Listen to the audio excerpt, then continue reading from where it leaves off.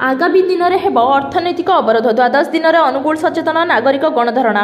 अनुगुल सचेतन नागरिक पक्षर चली गणधारणा द्वादश दिन में पहुंची। धारणास्थल में आज अनुगुल विभिन्न सामाजिक अनुष्ठान, वैवासिक अनुष्ठान, बुद्धिजीवी, वरिष्ठ आईनजीवी, सांबादिक और युव समाज और विभिन्न राजनैतिक दलीय नेतृवृंद को नहीं एक साधारण सभा आयोजन होता, जो अनुगुल पंचमहला ठारू बंरपाल पर्यंत जाइथिबा जातीय राजपथ समस्यार समाधान, बाईपास निर्माण कार्य युद्धकालीन भितर संपूर्ण करने और अनुगुल रे एक मेडिकल कॉलेज प्रतिष्ठा दाबी जोर धरथिला। गणधारणार 12 दिन बीती जाइतिले मध्य कौनसी लोक, प्रतिनिधि, विभागीय अधिकारी और प्रशासनिक अधिकारी आलोचना को आसी नथिबा कारणरू विभिन्न संगठन तरफ दृढ़ निंदा करा जाइतिला।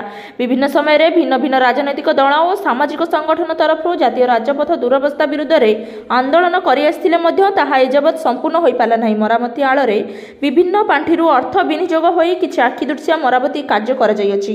एहा केवल ठिकादार को पोषिबा और निजस्व पांठि बढ़ाइबा भली अनुभव करा जाउछि। पूर्व और पश्चिम ओडिशा को संयोगीकरण करुथिबा 55 नंबर जातीय राजपथ गुरुत्व बहन करुथिबा बेले उभय केंद्र और राज्य सरकार एहा प्रति अवहेला करि आछन्ति।